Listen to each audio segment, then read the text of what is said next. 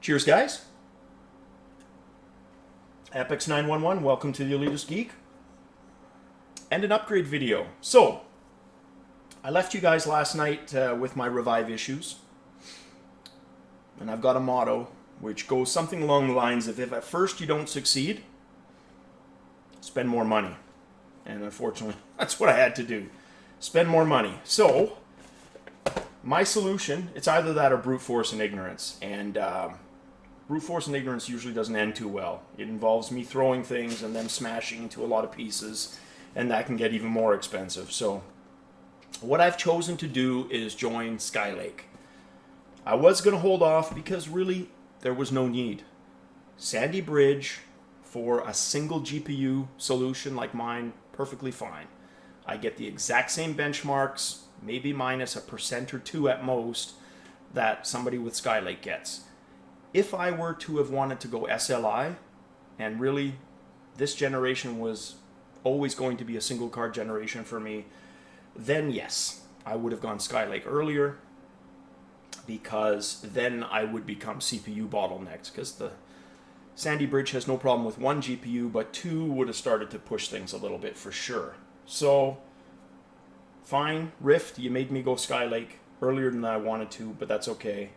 Because I used it as an opportunity to get a new piece of technology, which I'll show you guys in a second. So, what I've done is I've gone with Asus, and I tend to flop, just like I did between NVIDIA and ATI AMD, between Asus and Gigabyte for my motherboards. So I went with this one, the Z170 Pro Gaming Series from Asus. So this has the M.2 socket, which is the nice little upgrade that I did for myself. That will make a very nice boot drive. So, I mean, it was pretty quick. SSD, I was getting maybe 15-second boot up times on the other one. This will just make it that much more faster, which will be nice. And I'll probably put a few games on there, at least part of my Steam partition. Then, running on that will be this Skylake Core i5, which is the 6600K LGA 1155. K just means it's unlocked. So I can push a little bit more out of this. Probably don't need to. So it's a 3.5 gigahertz native speed. And I'll probably just run it modestly, maybe 4 gigahertz at most. And then to round it off, 16 gigabytes of Corsair Vengeance.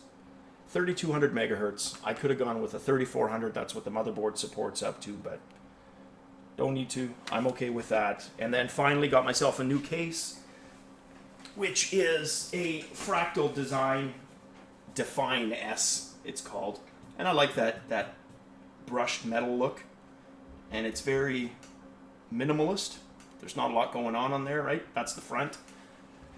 Not a huge fan of the stuff on the top here. So they've got, I prefer it kind of on the front, right? Because you've got the cords going at kind of awkward angles, but whatever. And then the see-through panel on the side, so that'll be good. The power supply that I have is a 1300 watt, so it's nice. I'll just transplant that, and of course the 1080 is going to find a home in this one. So that's the plan for the next couple hours, guys, is to basically upgrade Windows 10, obviously, which I have on a thumb drive on my keychain. So that'll be the order of business. Hopefully that's all up and running, fairly smooth. I should probably back up Steam, because that's usually a pain in the butt, reviving that. Well, no, not really. I can transplant the library and then just point it there, and that'll be fine. Copy it over, it'll recognize the games, and good enough. So there we go. That's the plan, guys. As always, cheers, and see you on the flip side with a working, faster, Rift-worthy PC. All right, guys. Cheers.